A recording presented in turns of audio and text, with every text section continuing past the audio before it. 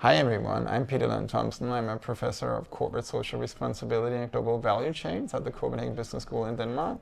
So I'm back in the Middle East to meet my friend and colleague Loy. I'm a traveler of the used clothing value chain, so I'm trying to find out where is used clothing when it's exported from Europe, where is it in a sense going to, and what happens to it in the different places that it winds up in. So, Loy, it would be great. I mean, could you just introduce yourself briefly?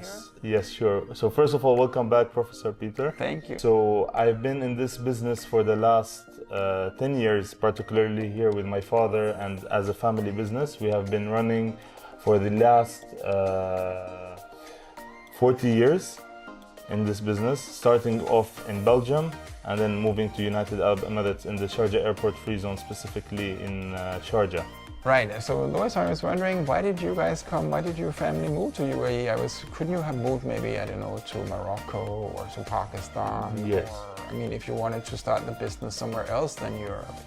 Yes, so my father visited the UAE back in 2000 and he just loved the country, and he decided that it's going to be a good future for him and his family to move to UAE and start his business that he was doing in Belgium back then. I mean, what is it actually that you do here in SK Exports? I mean, what kind of products are you importing and exporting? Could you explain that to us? Yes, of course. So we are dealing in second-hand clothing. We have been importing and exporting second-hand clothing from across Europe. We buy from mainly charities, and we first of all sort the clothing, process them, grade them, and then pack them for export. And then where are you then exporting to? Where does the stuff go? So this stuff goes to many countries around the world, across all continents almost. The main market is Africa, South America, and parts of Asia. So one thing I was wondering about, how do you get in touch with all of these people who are interested in purchasing used clothing from you? I mean, how does that work out? So the traditional way, normally the supplier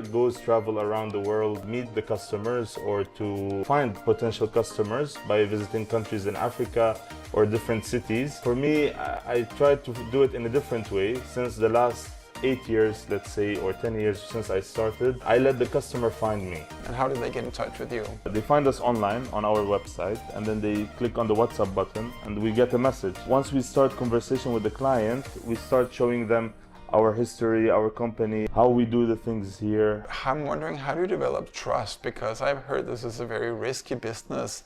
So how can you actually be sure that you're sending some goods to somebody who will actually pay for the goods? We don't send anything unless we receive some sort of deposit or advance. And then we also do check if he has a shop in Africa or South America or wherever the client is from. If he's not, then we try to invite him over to come over to our company to see the things, explore more, and try to understand the business. But if he's already experienced with a deposit, nobody's going to pay a deposit and not complete the payment. It's there to happen. Now, what would you say at the moment are the biggest challenges you're facing in the business? One of the biggest challenges is the purchase, the importation of used clothing. Nowadays in Europe, it's becoming more difficult to import the raw material, which we call original or used clothing. It's just becoming more tough because of regulations in the EU. Like the shoes has to be separate, the clothing has to be separate. It has to be classified, basically. Yeah, Lois, so one of the things when I speak to environmental NGOs, environmental ministries, and to the European Commission, one thing that they're very concerned about is whether the exports of used clothing or textile waste from Europe, whether that winds up on a beach in Ghana, on a river in Kenya, or goes to a desert in Chile. So for those people who are so concerned and worried about that, what would you tell them? I believe it's true, this could happen in Africa, but there's some sort of misconception going on, because what I advise is that the customer has to visit the supplier and make sure to see what he's buying, or to get to know what he's buying, because sometimes what happens is that, okay, so Ghana, let's say, is a summer country, and then the supplier might send winter items, and the customer does not have enough experience where he would, accept the packing list or the offer that he gets, and then the clothing that are winter items that for that atmosphere in the country, it will never work.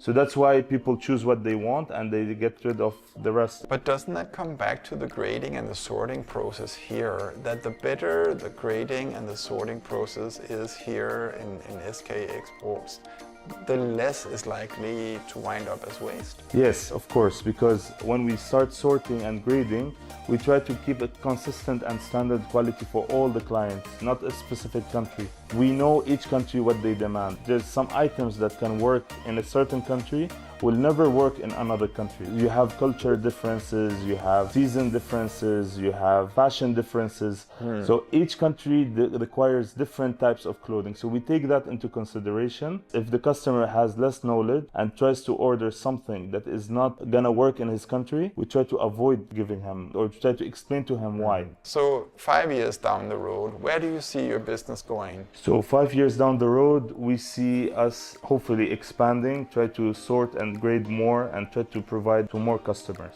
So do you think there's a future in this business? In my opinion, there's always going to be a future in used clothing. Why? To answer your question is because at some point they have so much clothes and they keep buying every day, and then where are they gonna keep the old clothes? So you're not concerned that customers in Africa are going to buy sort of like stuff from Shein or Temu and that will replace the sort of used clothing business? That depends to them. If there's some certain categories of clients wants to buy the cheaper category, they can. But at the end, what I know is that the clients want a higher quality, a better quality. And you know, in used clothing, you have the good quality in sense of the manufacturing. Used clothing is not always sent directly from Europe or North America to countries in Africa. A lot of it is actually coming here to the UAE, being graded, sorted, and then re-exported to Africa. So there's a kind of triangular trade going on. It's like a triangle. Now, why does that happen? And this is actually a good thing, because if the customer buys directly from Europe, they will take a sorted product, like it will have everything. It has a lot of different items. Let's say in Europe, a normal company would have like 50, 60 different items in their entire master list, and we would have over 200. Basically, we have more than 200 items. This says that we have a lot of accurate and specific grading. So when the customer wants to buy something from us, they will buy what they need. So you're saying somebody sitting in Ghana who is importing used clothing, if they imported directly from Europe, they would not have the same sort of fine grade sorting. They might have more mixes, like more mixed items. Yeah. So they might receive stuff that they don't really need, or? Exactly, they might receive stuff that would end up in landfills. So kind of your specialty, you're saying then, is that you have a more fine grade sorting and grading. More fine grading, more specific grading, and we give the customers what they need. Okay, so you think you have stronger connections in certain countries in Africa? Yes, and it's not only Africa, by the way. We are supplying to South America also. Okay. There are things that work in Africa, doesn't work in South America, and there's things that work in South America that never works in Africa. But one thing I've also heard is that there's a lot of stuff going to recycling in Pakistan and in India. So can you explain that to us? How does that work? Yes, of course. For example, the sweaters, which uses wool material, so it goes back to making the yarn or the thread. And then you have wipers used for cleaning, so they're being cut into pieces and then sold to supermarkets to provide cotton material to be used for wiping. And are you also doing wipers here in? We're not focused on wiper making, but we do sell the products to companies that are specialized in that. Okay, so I think particularly in India and Pakistan, they're into making these wipers, as far as I understand. Wipers, and also locally here they do make it, but mostly in Pakistan also and India. So thanks a lot for receiving my visit once again, and looking forward to keeping in touch and following how the business is developing. Sure, thank you so much.